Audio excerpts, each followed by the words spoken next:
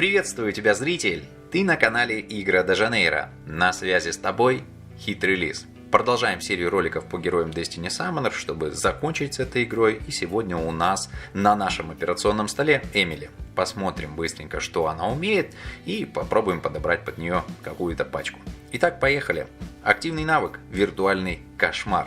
Наносит урон 110% от атаки электричества двум случайным врагам. Каждый раунд восстанавливает всем героям ХП 225% от атаки электричества на 3 раунда. Повышает скорость на 50%. Обалденнейшая ульта, и на самом деле я считаю, что Эмили это один из лучших хилеров в игре. Действительно очень сбалансированные навыки и очень хорошо они помогают. Плюс ускорение от Эмили это, конечно, многого стоит. Следующий навык у нас пассивный. Сосредотачиваться. Плюс 30% ОЗ дает нам, плюс 15% к атаке электричества и плюс 25 даже к сопротивлению стихии.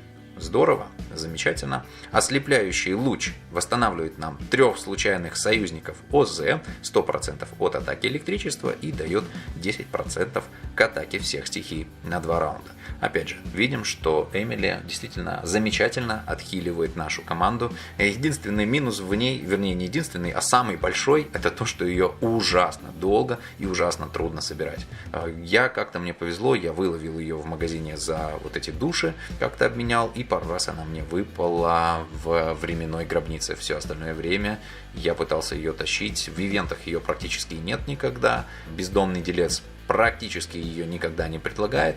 Очень-очень редко. Там практически ее никогда не бывало. И все остальное вот она мне выпадала, пока я не насобирал достаточное количество для того, чтобы прокачать ее в максимум. Ладно, идем дальше. Пассивный навык. При гибели союзника восстанавливает одному случайному союзнику ОЗ 330% от атаки электричеством и дает плюс 50% к сопротивлению стихиям на 3 раунда. На самом деле я не люблю навыки, которые зависят от смерти наших персонажей. Мне все-таки хочется, чтобы они доживали до конца боя, но тем не менее существуют бои, в которых мы теряем персонажей, и чтобы не терять дальше, чтобы по цепочке они просто не дохли все один за другим, эта способность, конечно же, помогает. Хотя, может быть, можно было сделать что-то и получше. Итак, навыки пробуждения. Святые оковы. Срабатывают при гибели союзника, бьет по случайному врагу, с вероятностью 40%, ослепляет на 2 раунда.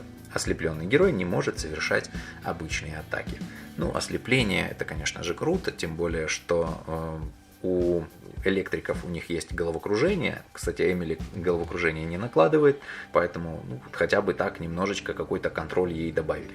Истина молния. Срабатывает, когда союзник, у которого меньше ОЗ, чем у вас, применяет активный навык. С вероятностью 30% восстанавливает ему ОЗ в размере 300% от вашей атаки молнией.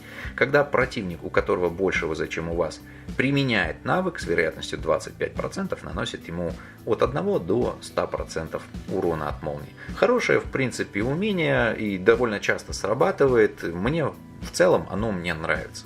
Хотя вот у Канделы, конечно, которого мы разбирали чуть ранее, там поинтереснее это истина молнии, но Кандела и боец, а это жрец, поэтому, наверное, было бы лишним ему сюда что-то закидывать. Итак, чудо монаха. Это срабатывает в конце раунда, повышает сопротивление атрибутов 4 случайным союзникам на 20%. Действует 3 раунда. И вот как жрец, как герой поддержки, Эмили здесь с этим навыком раскрывается очень сильно, потому что помимо того, что она нас отхиливает, она еще и умеет нам поднимать сопротивление. Понятное дело, что в качестве первого, что мы должны качать Эмили, это будет атака электричеством, потому что именно на ней завязан ее отхил. Эмили будет стоять у нас сзади, ей не нужно, по сути, принимать огромный урон или держать его много, поэтому выносливость большая ей особо сильно не нужна. Нужна, условно, но электричеством атаку я бы поставил на первое место.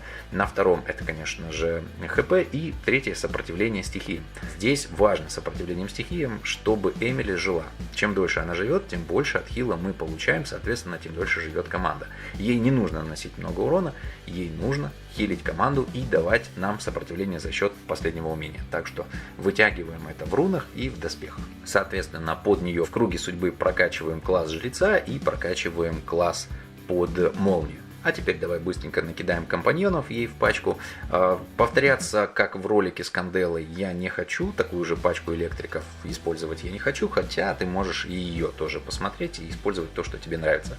Здесь же, опять же повторюсь, не хочу собирать все только из новых героев. Это дико неинтересно. Мне хочется собрать не радужку, а собрать 4 героя из одной фракции. В данном случае из щитов, потому что Эмили здесь. Понятное дело, что первым делом мы берем Эмили, и она становится у нас назад, а во фронт нам нужно подобрать ей несколько героев. Первым, конечно, мы возьмем Ледяную Покойницу. Она умеет, очень как мне неудобно из-за того, что разработчики так это все перевели, она Ледяная Покойница, а тут вроде персонаж мужчина. Умеет отдавать урон назад, умеет самоотхиливаться, и самое главное, когда отдает урон назад, она может замораживать. Он может замораживать. Все, пойдем отсюда. Так что впереди Ледяная Покойница, конечно, стоит очень шикарно. В пару к ней пойдет у нас Амос. Это еще один ледяной герой, поэтому у них будет синергия очень классная с Ледяной Покойницей. Но самое главное, если он получает урон, он, во-первых, может отхиливаться от этого урона, плюс он умеет повышать атаку и дает 30% энергии самому себе, соответственно, чаще использует ульту, а его ульта повышает блок и, самое интересное, повышает урон от навыка всех наших героев, что очень здорово. Таким образом, он еще и работает как поддержка. Мало того, что он держит урон, отхиливается сам от него, он еще и как поддержка и заливщик.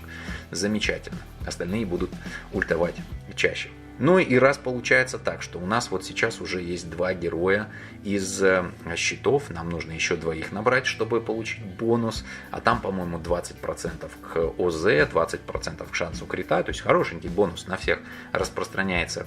Мы возьмем сюда еще Ледяное Лезвие, гайд по нему был уже на канале, поэтому здесь я останавливаться сильно не буду, но это наш урон дополнительный, замечательный урон и шикарный контроль, и нам остается выбрать еще кого-нибудь. Здесь можно взять, наверное, Ивана, будет хорошо, потому что будет синергия с Эмили.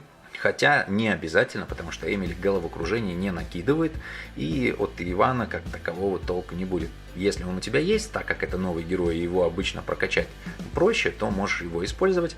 Но если вдруг у тебя его нет, замечательным вариантом будет Глория, это еще один жрец, то есть у них будет по кругу судьбы с Эмили синергия, потому что прокачивать один только класс нужно будет жрецов, а она будет в заднем ряду снижать сопротивление стихиям у всех персонажей, которые будут впереди. Ну и еще одного дамагера, которого нам следует взять, это 6-й наш персонаж, это будет Уна. Она вносит замечательный дамаг, сама на себя накидывает щит, но самое крутое, то что действительно мне у нее очень нравится, это ее проклятие уничтожения. Она будет срезать энергию и не давать ультовать. Вот, не давать накапливать и не давать ультовать. Да, не всей команде, но тем не менее. Вот такая команда. Под эту команду мы берем в качестве питомца мой любимый вариант Тиамат. Здесь заходит шикарно, потому что большинство наших героев атакуют льдом, соответственно Тиамат здесь просто на ура заходит. Но также можно Мастабу взять, тоже будет шикарно, он поднимет нам выживаемость, поднимет нам выносливость. Хотя, по идее, с выживаемостью быть проблем не должно. Если тебе такой вариант не нравится, можно вместо Уны взять Ирбит, которая поднимет выживаемость команды очень сильно. Так что здесь, в принципе, пространство для экспериментов я тебе оставляю. На этом я с тобой прощаюсь. Делись своими впечатлениями и своими мыслями по поводу того, как тебе Эмили. Подписывайся на канал, ставь палец вверх, делись этим роликом с друзьями и долбани в колокол, чтобы не пропустить другие ролики по игре. Оставайся с Лисом. Впереди нас ждет еще много интересного и полезного по игре не только. Лис прощается с тобой. До новых встреч!